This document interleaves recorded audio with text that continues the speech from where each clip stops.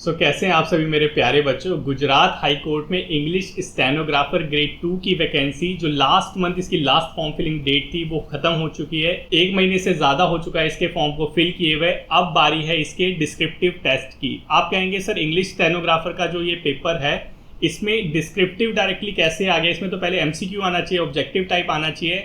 तो भैया थोड़ा सा नोटिफिकेशन को देख लेते हैं और उसके अकॉर्डिंग हम बात करते हैं।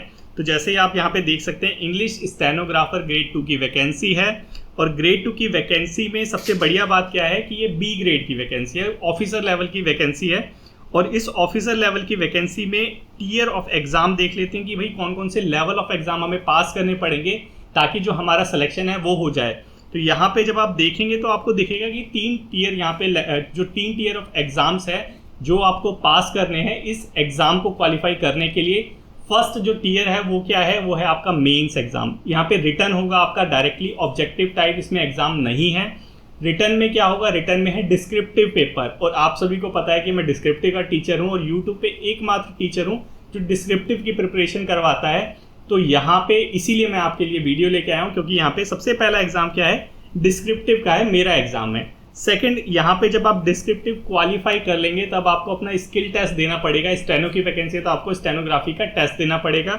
उसके बाद अगर वो भी क्वालिफाई कर लेते हैं तो आपका होगा इंटरव्यू।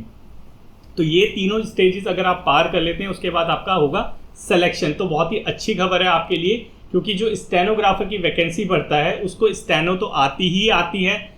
उसको प्रॉब्लम कहाँ होती है, अगर वहाँ पे ऑब्जेक्टिव टाइप होता है तो वहाँ पे प्रॉब्लम होती है, डिस्क्रिप्टिव होता है तो वहाँ पे प्रॉब्लम होती है। जैसे DSSB का एग्जाम था तो वहाँ पे क्या था कि वहाँ पे बच्चों को क्या करना पड़ा था, पहले ऑब्जेक्टिव टाइप पास करना पड़ा फिर डिस्क्रिप्टिव पास करना पड़ा। तो यहाँ पे आपके लिए ये बहुत ही गोल्डन अपॉर्चुनिटी है कि जो 1 टियर एग्जाम है वो यहाँ पे हटा दिया है। डायरेक्टली आपको डिस्क्रिप्टिव का पेपर लिखना है, डिस्क्रिप्टिव पास कीजिए और आपका सिलेक्शन हो गया।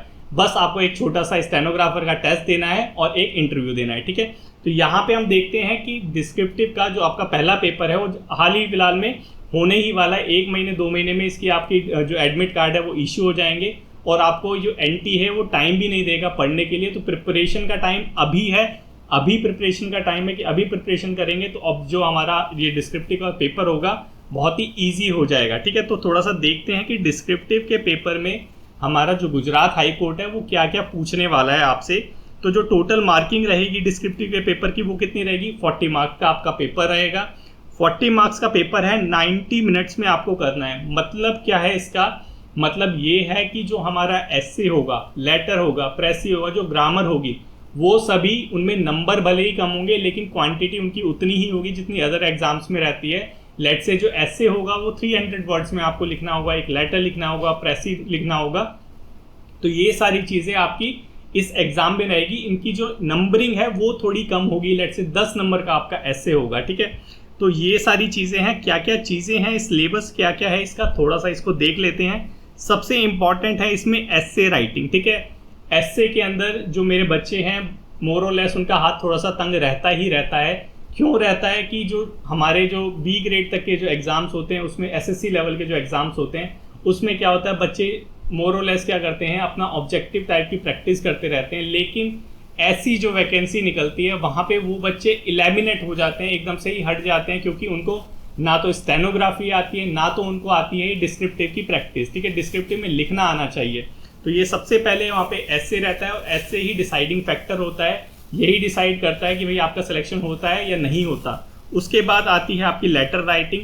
मोर और लेस बच्चे सबके लेटर में मोर और लेस सेम से नंबर आते हैं क्योंकि लेटर में इतनी ज़्यादा कुछ यहाँ पे विद्या नहीं है, ये सिंपल सा रहता है लेटर। इसकी वीडियो भी यूट्यूब पे अवेलेबल है, आप उसको देखेंगे आपको समझ आ जाएगा कि जो लेटर राइटिंग है बहुत ही सिंपल रहती है। मोर और लेस सब बच्चों के नंबर एक जैसे आते हैं लेटर राइटिंग में।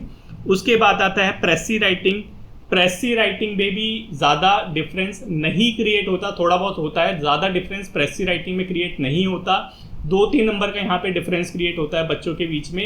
एस्से मेन डिसाइडिंग फैक्टर है, ये मैं बोलना चाहता हूँ, ठीक है। उसके बाद थोड़ी ग्रामर और इंग्लिश ग्रामर और इंग्लिश लैंग्वेज से आपके क्वेश्चन रहेंगे। तो और ओवरऑल मिला के ये 4 आपके डायमेंशन रहेंगे। पहला रहेगा एस्से, दूसरा रहेगा लेटर, तीसरा प्रेसी और चौथी ग्रामर। ये चारों पार्ट अगर आपने कर लिए अच्छे से उसके बाद आपके सिलेक्शन को कोई नहीं रोक सकता। उसके बाद सिर्फ एक आपको देना है स्टेनो का टेस्ट वो भी 40 मार्क्स का होगा और उसके बाद एक 20 नंबर का इंटरव्यू। तो टोटल आपका जो पेपर रहेगा वो 100 नंबर का रहेगा। तो अब आप बोलेंगे सर ये तो हमने जब फॉर्म फिल करा था वो तब भी देख लिया था, तो आप हमें यहाँ पे क्यों, मतलब ये क्यों हमारा टाइम वेस्ट कर रहे हो, आप यही बोलोगे।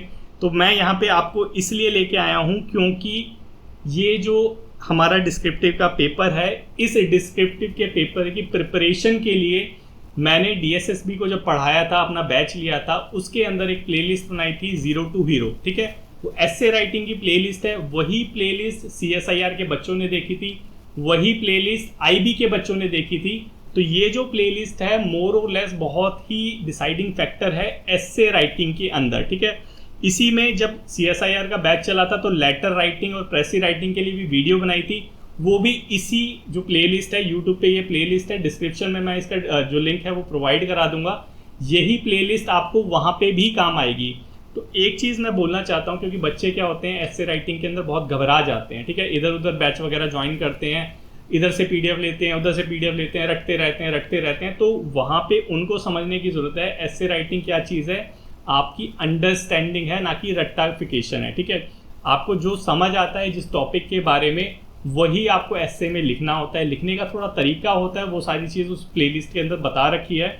आपको जो मैं डिस्कस करना चाहता हूँ वो क्या, कि ये जो 0 to हीरो जो प्लेलिस्ट है, जैसे यहाँ पे लिखा हुआ है 0 to हीरो प्लेलिस्ट है, डिस्क्रिप्शन में इसका लिंक है। तो सबसे पहले मेरा बैच था सुप्रीम कोर्ट का, ठीक है। तो वहाँ पे 5 एस्से के टॉपिक दिए थे, 5 में से बच्चों को एक करना था। तो उन 5 में से 4 टॉपिक डायरेक्टली इस प्लेलिस्ट के अंदर से आए थे। 15 यहाँ पे लेक्चर्स हैं, 15 में से 4 डायरेक्टली सुप्रीम कोर्ट में आए थे। पटना हाई कोर्ट का हुआ था, सेम प्लेलिस्ट थी, वहाँ पे भी थोड़े से टॉपिक वहाँ पे अपडेट थे, वहाँ पे थोड़े से टॉपिक अपडेट थे क्योंकि वो लास्ट ईयर का था। इस ईयर की जो प्लेलिस्ट है ये वाली है, ये उससे भी ज़्यादा अपडेटेड है, ठीक है। तो पटना हाई कोर्ट का जब हुआ था उसके अंदर 3 टॉपिक दिए थे, 3 में से एक करना था बच्चों को। 3 के 3 जो थे वो टॉपिक वो हमारी प्लेलिस्ट से थे, 0 to हीरो वाली। उसके बाद हुआ DSSB का। DSSB वाले बच्चे बहुत घबरा रहे थे, वो कह रहे थे सर कि कोड ऑफ कंडक्ट से आ जाएगा, इधर से ऐसे आ जाएगा, उधर से आ जाएगा, पताल से ऐसे निकाल के लेके आ जाएंगे, सर कैसे लिखेंगे हम।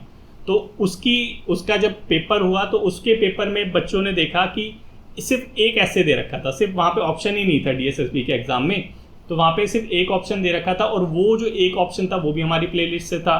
बहुत अच्छी बात है। उसके बाद जब IB का जब पेपर हुआ तो उसी प्लेलिस्ट से IB के अंदर भी क्वेश्चन आया। तो जब CSIR की जब हमारा बैच चल रहा था तो एक बच्चे ने यूट्यूब पे, आप प्लेलिस्ट देखेंगे वहाँ पे कमेंट भी होगा, उसने लिखा था कि सर यही वाला टॉपिक IB के अंदर पूछा था।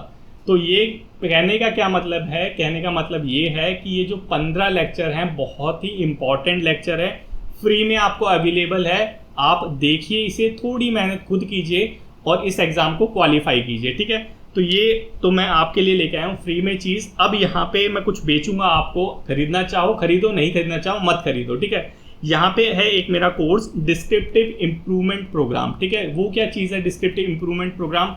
आप कहेंगे सर आपने ये जो वीडियो है ये तो ऑलरेडी फ्री में अवेलेबल करवा रखे है, तो आपका प्रोग्राम खरीद के हम इसी वीडियो के पैसे क्यों दें? बहुत सही बात कह रहे हैं आप। तो देखिए यहाँ पे क्या है कि ये जो वीडियो है स्ट्रक्चर मैन में आपको कोर्स में ही मिल जाएगी, सेम वीडियो है। PDF सेम PDF जो है वो आपको कोर्स में भी मिलेगी। एक जो PDF है जो हमारा स्टडी मटेरियल वाली जो PDF है, आप एक वीडियो और है उसको भी देख लेना, डिस्क्रिप्शन में लिंक है। तो वो जो स्टडी मटेरियल वाली PDF है वो सिर्फ कोर्स वाले बच्चों को अवेलेबल है। उसके बाद यहाँ पे आपको 15 मॉक टेस्ट की प्रिपरेशन की जाएगी, जो हमारे 15 टॉपिक्स है। 15 टॉपिक से रिलेटेड आपका कंप्लीट पेपर मतलब जो आपको एग्जाम में आएगा वही सेम कंप्लीट 15 जो मॉक टेस्ट हैं वो आपसे प्रैक्टिस करवाए जाएंगे। थीम बेस्ड होंगे सारे जो मॉक टेस्ट हैं, कि लेट से पहला क्लाइमेट चेंज पे होगा, दूसरा वुमेन एम्पावरमेंट पे होगा, ऐसे करके 15 टॉपिक्स हैं। 15 के 15 मॉक टेस्ट आपके थीम बेस्ड होंगे। अब यहाँ पे आपको अलग से क्या मिलेगा कि उस 15 मॉक टेस्ट के साथ आपको मिलेगा मॉडल सॉल्यूशन, जो मैंने अभी तक किसी भी बच्चे को प्रोवाइड नहीं करवाया, वो मैं आपको प्रोवाइड करा रहा हूँ। किसी भी बैच में मैंने मॉडल सॉल्यूशन प्रोवाइड नहीं करवाए थे, लेकिन आपके बैच में मैं पहली बार मॉडल सॉल्यूशन प्रोवाइड करा रहा हूँ। हर एक टॉपिक के, वो जो 15 टॉपिक है, हर एक टॉपिक के आपको 4 ऐसे मिलेंगे। मतलब लेट से क्लाइमेट चेंज अगर टॉपिक है तो क्लाइमेट चेंज के 4 ऐसे लिखे हुए आपको मिलेंगे। वो ऐसे देख के आपको समझ आ जाएगा कि ऐसे एक्चुअल में लिखने कैसे हैं। मतलब टोटल आपको 15 चौक 60, पर टोटल आपको 60 ऐसे मिलेंगे यहाँ पे लिखे हुए। प्लस उसके साथ लेटर राइटिंग का मॉडल सॉल्यूशन की लेटर लिखते कैसे हैं जो आपको मॉक टेस्ट में पूछा होगा उसका आंसर वहां पे दे रखा होगा, प्लस प्रेसी राइटिंग और थोड़ा सा जो ग्रामर पूछ रखा है वो। तो मतलब मॉडल सॉल्यूशन में आपको क्या मिलेगा, टोटल सॉल्यूशन आपको मिलेगा, प्लस इसके साथ लाइव डिस्कशन होगा। लाइव डिस्कशन में हम डिस्कस करेंगे कि मॉक टेस्ट को अटेम्प्ट कैसे करना है, कि लेट्स से अगर हमें एस्से को अटेम्प्ट करना है तो एस्से को कैसे अटेम्प्ट करना है, वो सारी चीज़ें होंगी। अगर आपके कोई डाउट होते हैं तो आप लाइव डिस्कशन में वो चीज़ पूछ सकते हैं। तो बस यही थोड़ा सा डिफरेंस रहेगा, जो फ्री वाले बच्चे हैं हमारे जो यूट्यूब से देखेंगे और जो पेड वाले बच्चे हैं जो हमारा कोर्स लेंगे, ठीक है। बस ये छोटा सा डिफरेंस है। अगर आप अकेले कर सकते हैं, ठीक है, आपको लेट्स से हेल्प की ज़रूरत नहीं है, आपको टीचर की ज़रूरत नहीं है, इवैल्यूएशन की ज़रूरत नहीं है, क्योंकि ये जो मॉक टेस्ट होंगे इवैल्यूएट होंगे, ठीक है। तो अगर आपको इसकी ज़रूरत नहीं है तो उस 15 लेक्चर से आप सफिशिएंट है, वो 15 लेक्चर उससे भी आप एग्ज़ाम क्वालिफाई कर सकते हैं। कोई कंपलसरी नहीं है कि भैया ये मॉक टेस्ट खरीदना है या नहीं खरीदना, जैसा आपको ठीक लगे वैसा कीजिए, क्योंकि ये आपका करियर है, ठीक है। तो मेरी तरफ से बस इतना ही था कि जो बच्चे, क्योंकि कुछ बच्चे क्या होते हैं, क्योंकि जब मैं बैच चला रहा हूँ, ये 7वां या 6ठा 7वां मेरा बैच है, तो कुछ बच्चे होते हैं वो बहुत ही गरीब होते हैं, वो बोलते हैं सर हम फीस अफोर्ड नहीं कर सकते। तो उन बच्चों को पहले मैं फ्री में इंक्लूड कर लेता था, क्योंकि मुझे लगता था, क्योंकि मैं भी गरीब था पहले कभी, तो मुझे भी लगता था कि क्या होता है कि बच्चे को पैसे नहीं होते तो मैं उनको फ्री में एक्सेस करवा देता। लेकिन उसके बाद पता चलता है कि भाई वो मेरे को पागल बना रहा था, वो तो बाइकों पे घूम रहा है, वो मेरे से कह रहा है पैसे नहीं है। तो अब मैंने क्या करा है कि जो वीडियो लेक्चर्स हैं वो टोटली फ्री हैं, उसके मैं कोई कॉस्ट नहीं लूँगा, यूट्यूब पे अवेलेबल है, वहाँ से देखो, खुद मेहनत करो और खुद सेलेक्ट हो, ठीक है। लेकिन कुछ बच्चों को ज़रूरत जो होती है, किसी टीचर की ज़रूरत होती है, सपोर्ट सिस्टम की ज़रूरत होती है, उनके लिए कोर्स है डिस्क्रिप्टिव इम्प्रूवमेंट प्रोग्राम। और जैसे कि आप सभी को पता है कि जो हमारा गुजरात हाई कोर्ट का एग्ज़ाम है, स्टेनोग्राफर ग्रेड 2 का एग्ज़ाम है, यहाँ पे सिर्फ एक ही एग्ज़ाम है, वो है डिस्क्रिप्टिव। तो अगर आपको लगता है कि आपको थोड़ी सी ज़रूरत है तो आप बिना सोचे समझे इस कोर्स को खरीदिए, क्योंकि आपको जितना आप पे करेंगे उससे ज़्यादा आपको बेनिफिट मिलेगा, ठीक है। तो यही सारी चीज़ मैं आपसे डिस्कस करना चाहता था। तो अगर आपको सही लगे तो आप देखिए, नहीं तो अपना वीडियो देखिए, उससे काम चल जाएगा आपका, ठीक है। तो यही सारी चीज़ है। तो आप अच्छे से मेहनत कीजिए, अच्छे से मेहनत करके अपना सिलेक्शन लीजिए, ताकि ये जो रेट रेस है उससे बाहर निकलो भाई, क्योंकि बहुत सारे बच्चों को निकाला है और बाकियों को भी निकालना है, ठीक है। बस अपने में भरोसा रखो, मेहनत करो, सिलेक्शन बहुत छोटी चीज़ है, हो जाएगा, ठीक है।